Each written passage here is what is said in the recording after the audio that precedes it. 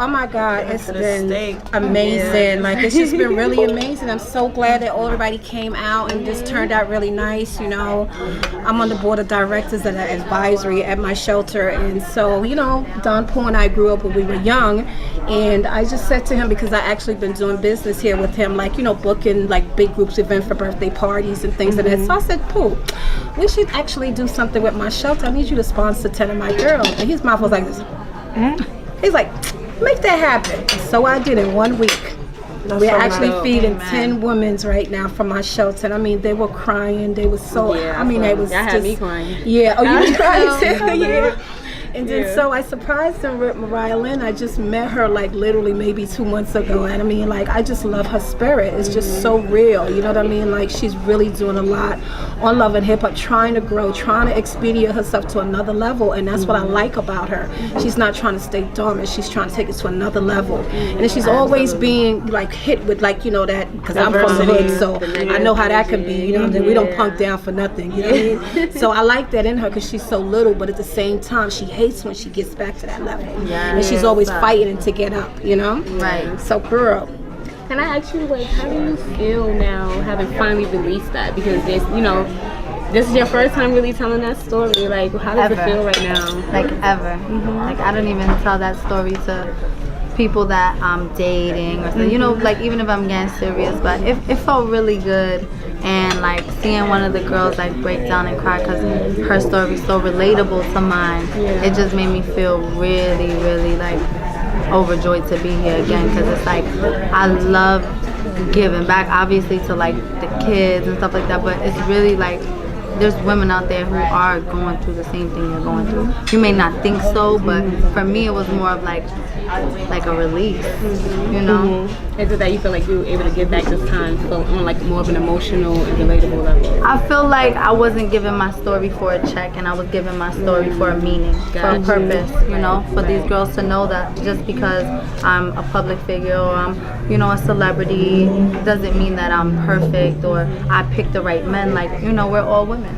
Keeping it real, you know, and that's what, you know, domestic violence is all about, not holding back, you know what I mean, letting people know. When somebody tell you to keep something quiet, never, trust me, it's never a good thing to keep it quiet. You need to let it out. And from what I've always noticed, you know, with domestic violence, that we always have to speak up. You know, it's not our fault, and a lot of times that we do things, you know what I mean, and we always keep it silent because we feel that we are the fault of what we, you know, have actually got ourselves into. Like, a lot of women used to ask me, like, why you stay so long, why you this and that, why you don't, you know you a fighter, you a bad girl, why you this and that. I said, it's not as easy as you think. When you get into these relationships with these sheeps in wool clothing, these dudes transform. I'm gonna say they transform. These dudes be looking like Dr. Jekyll and Mr. Hyde on the quickness. Like, they come in like, hey baby, I love you, everything is good, and then tomorrow be like, bitch. You be like, who are you? Who are you? Something to you that you've never really felt before. Exactly. So what are some other signs that you guys seen? Control is number one. I'll let her emphasize that. Control is very important, and one thing I've learned within my career, within my life, within my personal experience and being in an abusive relationship is that without control, you literally are spiraling. You know, and when I say spiraling, I mean like you're gonna end up at rock bottom, and when you hit that rock bottom, you're either gonna hit too hard where you're gonna lose yourself, and a lot of women tend to turn to, you know, drugs and, you know, becoming sex workers, and then they get pimps, and you know, it's a repetitive cycle of abuse that we need to start nipping in the bud now, you know, and let these men know that we are fragile creatures. Like, we're women, we're strong, you know, but at the end of the day, like, you're a man. That was my whole thing. Like, you're a man. Like, I can try to beat you as much as I want, but I can't beat you. And you know that. So they know they have us beat, and that's their upper hand. And that's where the control becomes something where you have to have control over the situation and over yourself to be able to be strong enough, like Jackie said, to walk away, because love is very blind. We all know that. We've all been deeply in love, and you know, I was very scared to leave my situation because I didn't have nowhere to go. Right. I didn't have no, you know, one to take me in to help me. And that's one of the reasons why women stay in these relationships, because they don't have any financial stability. They always stay in because of you know, the guys them be having the money, and the guys them is controlling with the money. So you feel a need to want to stay in these relationships with these guys because of financial hardship. You know, and one of the things, just to piggyback off of that word strong, I've been hearing it so much. I actually posted the other day in my DM, and I was like, you know, yeah, it's cool to be strong, but fuck being strong, because who cares when you're weak? You know what I mean? That's the real deal. Like, when you're weak and you're very vulnerable and you really want people to know that you're going through something, nobody gives a fuck. Excuse my French, but they really don't. Talk about it. You know what I mean? Nobody don't give a fuck. You know what I mean? So, you know, sometimes you just gotta hold your own until something better comes out of it. But I always say, as an advocate for 15 years, like, who would think it could happen to me? But if it can happen to me, it can happen to anybody. Because my pedigree in the streets is not to be messed with. I'm one of those nonchalant, not because I'm big, but because I'm a nonchalant type of a woman. I raised 2 boys at the age of 15 years old. I take no shit, but discipline is everything to me. I don't play with discipline. And so, being that said, like every man, I've never had a man that ever enhanced who I am as Jackie Rowe, aka Jackie Tyson, aka all my alias. I've always found that dudes were inferior, or either what's that word? Intimidated. I hate that word. You know what I hate? Yes. Because when I say this, and I'm gonna be very honest, when a dude tell me he's intimidated, I said, you a bitch. You a real dude, because I believe that men's are men's and they are strong. And men's, that's why we have men, M-A-N, and we have women, W-O-M-A-N, not you, I'm sorry, W-O-M-A-N, woman. You understand me? So we need that man to cultivate us, to make us feel good, to make us feel happy, to make us, and most of all, to make us feel courageous. We need that man to make us feel courageous. I've never had a man to do that for me, never. And instead, I've been in abusive relationships since I was young. I didn't understand at the time what that was. I thought it was cute. Oh, he on my shit, he jocking me, control. That was like when I was 15. And you think that, you get those signs misconstrued, because when a dude starts sweating you, you like, oh my God, he clocking me. Oh girl, he clocking my phone, he loves me, you know, he on my But girl, that was the wrong, because that's the first sign of abuse. Control. Do you know where we could actually be at in life if we had a man that build us up? I mean, that's what we need. We stay building men up. Exactly. We always building up these weak dudes, and even the weak ones that's the most dislikeful looking ones, they turn out to want to dish you too. After a while, you dress them, you pick them up, you like, get them everything, don't worry, I got you. They don't turn around, they shit on you, they go to the next chick. You know what I mean? What do you think that it is though? Like, do you feel like it's something that they're used to? Like, they're used to their family members being abusive, or do you think that it's something in you, in your strength, like you said, is intimidating, but he feels like he can't be the man that he wants to be because you are the woman that you are. But then want to still be with you at the same time, like, because he's a loser, and nothing for men. He's a loser, straight up and down loser. He's a loser. I'm gonna keep it 100. This is just who I am. At the end of the day, you a loser. You know what I'm saying? Because if you come to the table, I'm your blanket. You understand me? And you come to the table with the pillow and the sheets, then that's how we gonna spread the bed. But if you come to my bed half-assed, then you know what I'm saying? Always, you know, thinking, looking at me for things that you know I didn't do, but it's things that you have done. That's always the guilt, because we always feel like a dude always try to flip stuff and make it feel like we did something was really them. But at the end of the day, let's go deeply. Depression is one of the biggest things that we have out here. You understand me? Depression, and most of these guys, they're very depressed, and they come from broken homes. Our black men, some of the white men, they come from real broken homes. It's not just now, it's actually been happening ancestry times ago. Like their family, it goes all the way genetically back to their mothers, their great grandmothers and stuff like that, there was really no real strong foundation for them. And then when a woman was considered strong, the father would try to belittle her and bring her down. And so you can't have that in a home.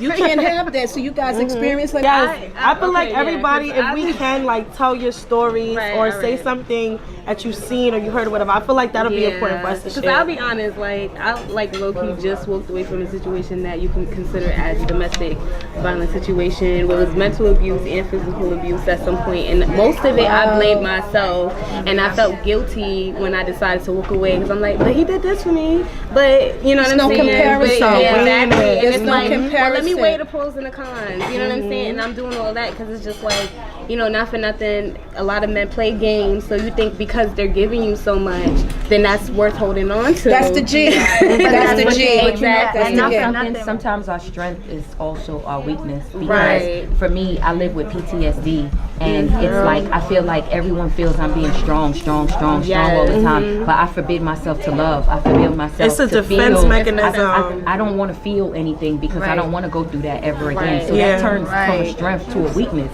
It looks strong to everybody else, but I'm not happy. I just look like I am. And one thing my friend actually told me that what made me actually walk away from the situation, she said, what state of mind were you in when you met that person?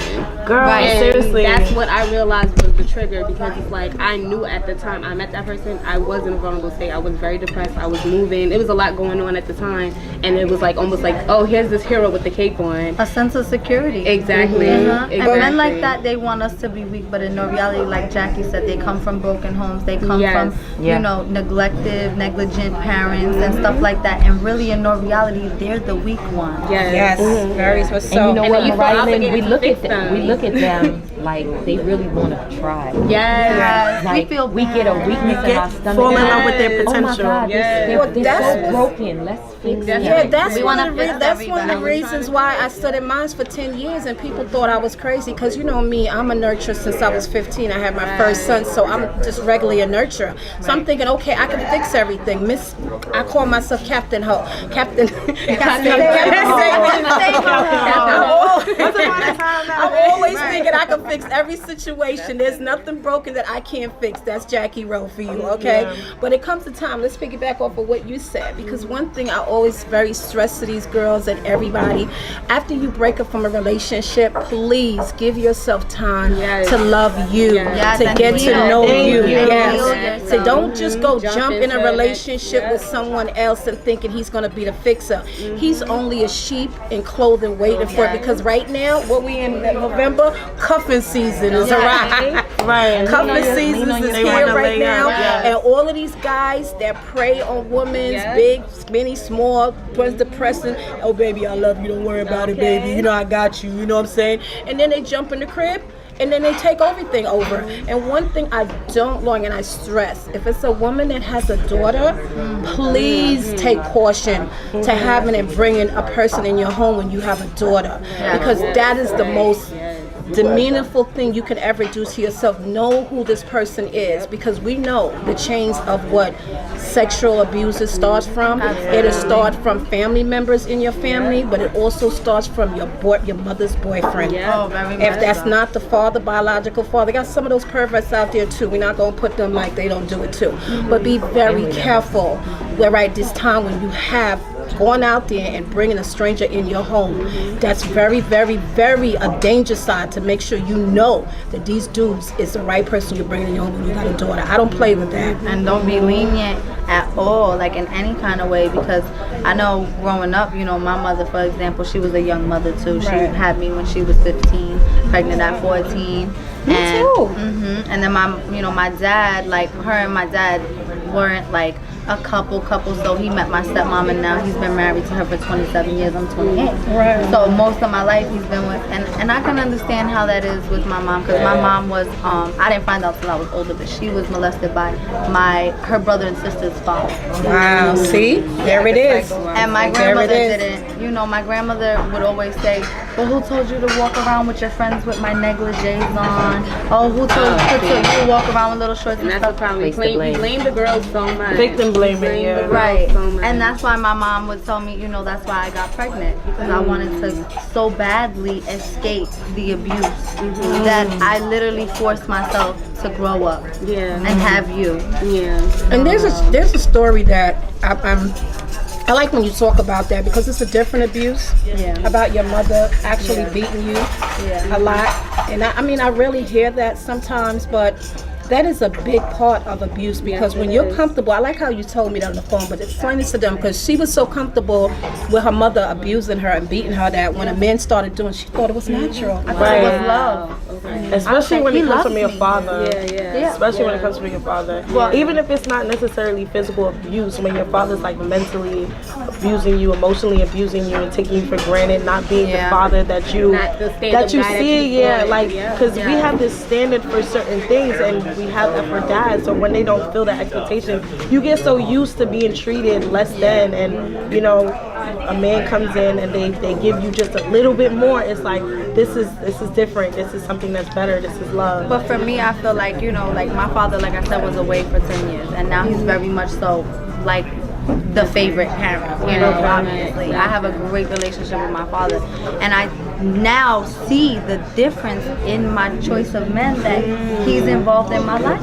Yeah. And you really see that a daughter does need her father, but most of all, you would think that a mother, being a woman, would protect her daughter by any means, you know. Well, what I find usually is that when a mother is broken already, it's hard for her to. And that's my point, is because my father hurt my mother, because her stepfather hurt her, because men after him hurt her. You know, it was But always she never dealt with that. a rebellion, and she hasn't dealt with it. Right. So I'm happy to be able to be here and deal with my, you know, issues. Yeah. Okay. So how did you guys get through your situations though, so we can wrap it up? Right.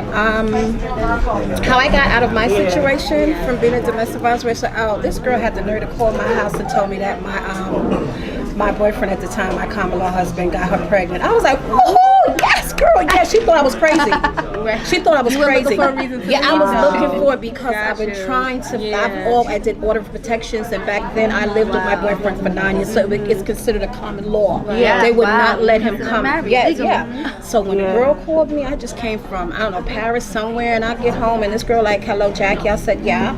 She said, oh, you know, I said, I'm pregnant. I said, oh, whoopie do, thank you, good for you. I said, but do me one favor, don't call back my number. Okay. Because I don't care. She's like, are you crazy? I said, no, you crazy, because you don't know who you're talking to on the other side of this phone. But that's how I got out. My true story be told. I got out of it 25 years now. That's how I got out of mine. Wow. It's crazy. I got out of my relationship with that abusive person when it came down to a point where it was the last straw, like the last fight. Like he had busted my car windows, he had spread dog feces around my car handles, like I couldn't drive nowhere, I had to steam my hot water, like it was really bad. And then the last time was just, I had got my own apartment and I broke up with him, and then I let him come back in, and every time I would let him come back in, it would be the same thing, and he would beg and plead. So this special time, this was my apartment now. Normally we would fight in his apartment, you know, when I didn't have anything, and he would break his stuff. But now we're in my apartment, and you're breaking my stuff. My totally different. This is the things that I've worked so hard for, not being on Love and Hip Hop yet. You know, I was a dancer, a go-go dancer, and I was a bartender after that. So I worked hard and had to, you know, talk to a lot of men I didn't want to talk to, and be a therapist, and be a doctor, and be, you know, an entertainer. So for me, it was just the last straw. And that last uppercut he hit me with, I couldn't breathe for 5 minutes. I felt like I lost my breath. Like I was literally like that. Wow. And after that, I called my brothers. My brothers came. They escorted him out the home, and that was it. And I went and I put a restraining order. Right. And that's nobody knows. knows. That's usually what it is. And so, you know, I want to also say to, like, you know, fear, guilt, and those things is usually what holds you back. Absolutely. You know what I'm saying? And I don't know if I have the answers to anyone that's dealing with it as to how to walk away. I feel like you only know when it is your last straw. I can only hope that some people, their last straw isn't when they're already, you know, I can tell you this: when you have a child, you understand what real love is. Yeah. And what you thought you had for a man, it's no comparison to how you feel for your child. Just thank you so much to the Brooklyn Chap House for honoring us and giving me the opportunity to feed 10 women today. And thank you to Mariah Lynn for coming out, to just being the face behind of it and breaking her silence. Thank you to Wonder Woman Foundation, I Am Wonder Woman Foundation, for putting it together real quick, just getting incentives and things that to make the girls feel real special. Thank you to my girlfriend Tiffany, to my girlfriend Rena. Thank you to Stress. Thank you to everybody. Thank you to all you bloggers that came out to make this such a phenomenal event. 2018, Face My Abuse. Always remember, face your abuse. Thank you. Thank you for having me. Yeah. Could we get a Kiki, do you love me? Are you riding? Say you'll never ever leave from beside me. Cause I want you, and I need you, and I'm down for you always, KB. Do you love me? Are you riding? Say you'll never ever leave from beside me.